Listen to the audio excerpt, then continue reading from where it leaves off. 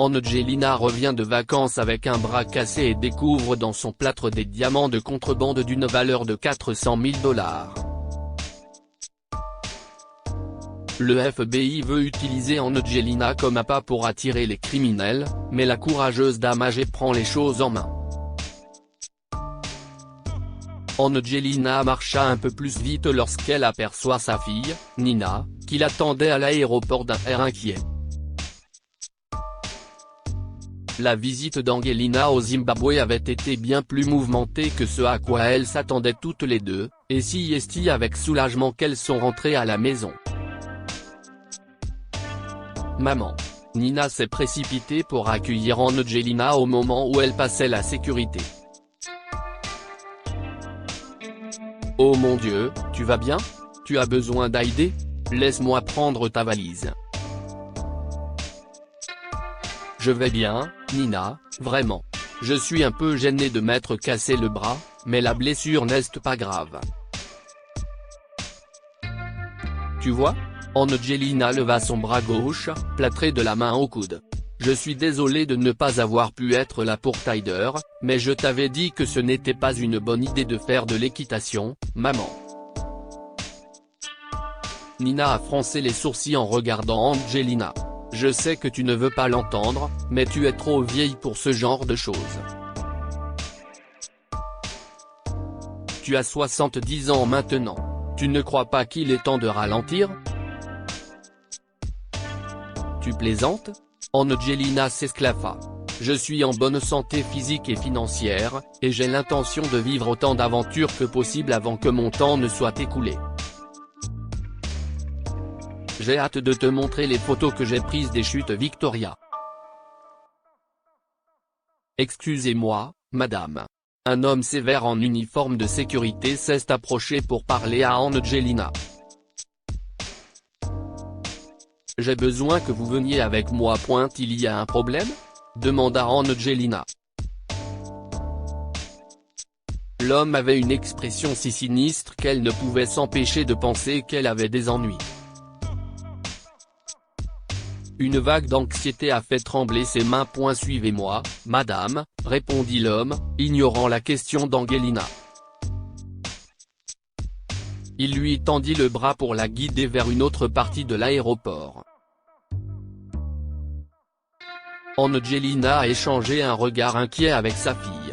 Elle a accepté de suivre l'homme mais a insisté pour que Nina l'accompagne. Ensemble, elles ont traversé la foule des voyageurs dans l'aéroport animé et se sont rendues dans une salle de sécurité isolée. Quelqu'un pourrait-il me dire de quoi il s'agit? Demanda Angelina alors qu'un groupe d'agents de sécurité sévères lui faisait face. Laissez-moi vous montrer, madame. L'un des agents lui a montré une image prise par l'un des scanners de l'aéroport. Vous voyez cette série d'anomalies à l'intérieur de votre plâtre? Angelina a levé son bras cassé, puis a regardé l'image, comparant les deux. Je la vois, mais je ne la comprends pas. Ce sont des taches transparentes à l'intérieur de mon bras? La sécurité de l'aéroport ne doit-il pas appeler les gens à l'écart pour les informer de problèmes de santé? Le sourcil de l'homme s'est froncé, comme si la question l'agaçait. Non, madame, mais nous arrêtons les gens qui font de la contrebande d'objets de valeur. À ce stade, tout ce que nous demandons, si est votre coopération, madame, a dit l'agent de sécurité. Nous devons scanner votre plâtre avec une autre machine pour vérifier nos soupçons. Angelina a accepté. Elle a suivi l'agent de sécurité dans une pièce séparée, où elle a été à nouveau scannée. Si est bien le lot de diamants que nous attendions, madame, dit-il sérieusement. Il s'agit de diamants taillés d'une valeur d'environ 400 000 $. Angelina a failli s'évanouir. Elle était tellement choquée et confuse qu'il lui a fallu un moment pour réaliser que l'agent de sécurité s'adressait à elle. Où vous pouvez nous aider? Nous pensons que ce plâtre, avec les diamants qu'il contient, a été placé sur vous par erreur. Les contrebandiers vous poursuivront pour récupérer leurs diamants. Quand ils vous trouveront, nous les attraperons. Vous ne pouvez pas vouloir utiliser une petite vieille dame comme appât pour des trafiquants de diamants, a rétorqué Angelina. L'homme a froncé les sourcils. Tout ce que vous avez à faire, c'est de nous alerter lorsque les contrebandiers vous contacteront pour que le plâtre leur soit rendu. Il tendit une carte de visite.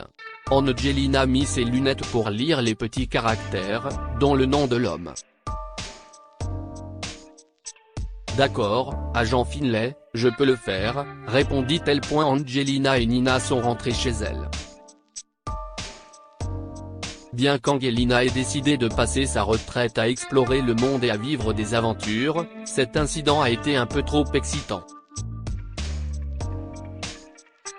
Le lendemain matin, Angelina a reçu un message sur son répondeur. Elle appuya sur play et une voix inquiétante s'exprima sur le haut-parleur. Angelina a immédiatement appelé l'agent Finlay. Celui-ci est bientôt arrivé chez elle avec son partenaire, l'agent Jones. Ils ont écouté attentivement le message de menace. Puis ils lui ont expliqué leur plan pour attraper les contrebandiers. Le lendemain, Angelina est entrée dans la gare routière avec un paquet de faux diamants fournis par l'agent Finlay. Une poussée d'adrénaline se répandait dans ses veines lorsqu'elle a placé le sac à l'intérieur du casier 17, de manière à ce que la caméra cachée soit orientée vers la porte du casier. Angelina se rendit dans la zone isolée où les agents avaient installé un petit poste de commandement. Elle s'est assise près de la porte et a regardé les agents entassés dans la pièce, travaillant sur des ordinateurs portables.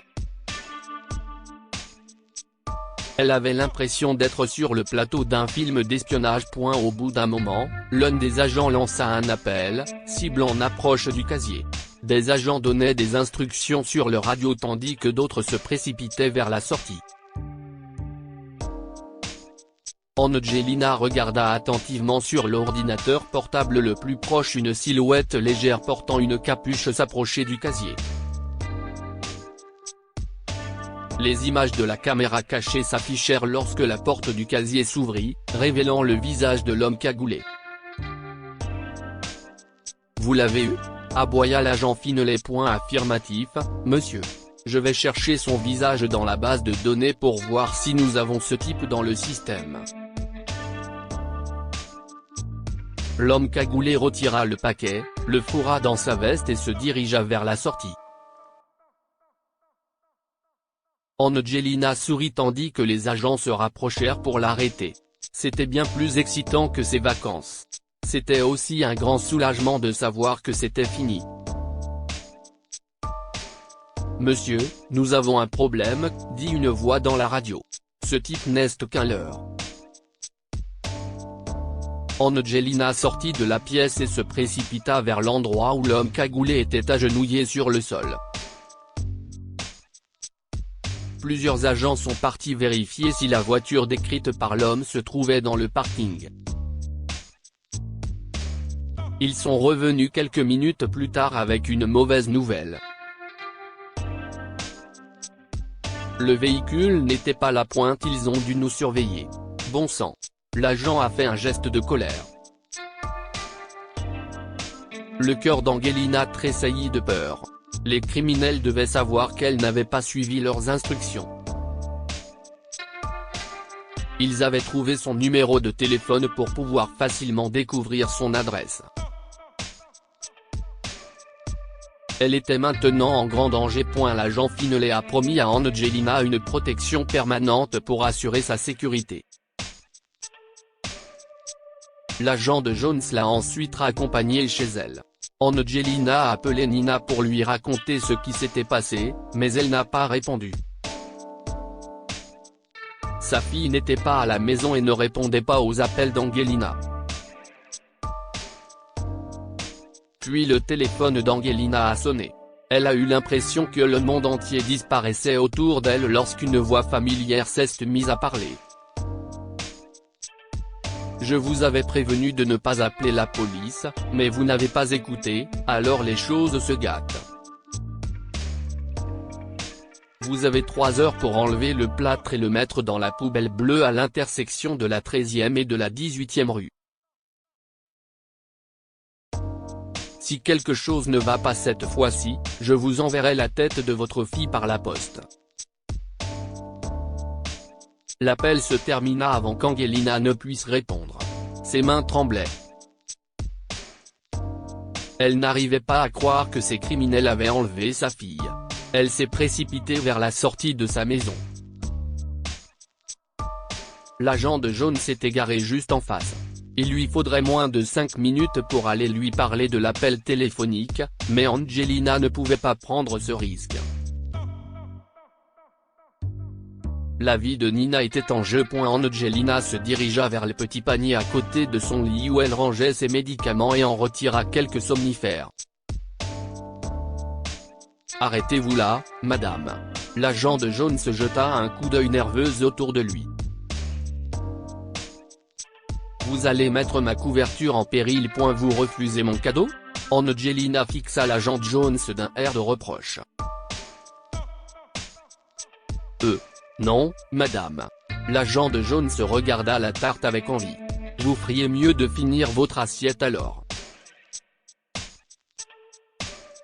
Et profitez du café, il est importé d'Éthiopie. » Un quart d'heure plus tard, lorsqu'Angelina a jeté un coup d'œil par la fenêtre, l'agent de jaune s'était endormi dans la voiture.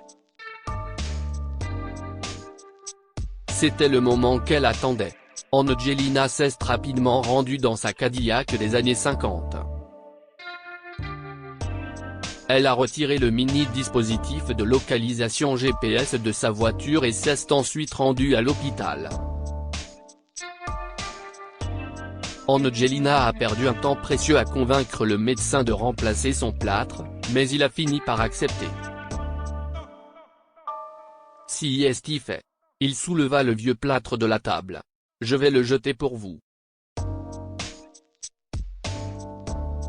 « Non.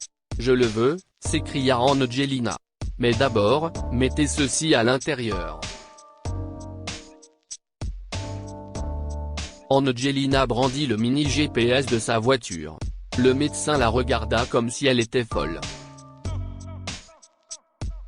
« Vous ne refuserez pas à une vieille dame ses bizarreries et ses curiosités, n'est-ce pas, docteur ?» Angelina lui sourit gentiment.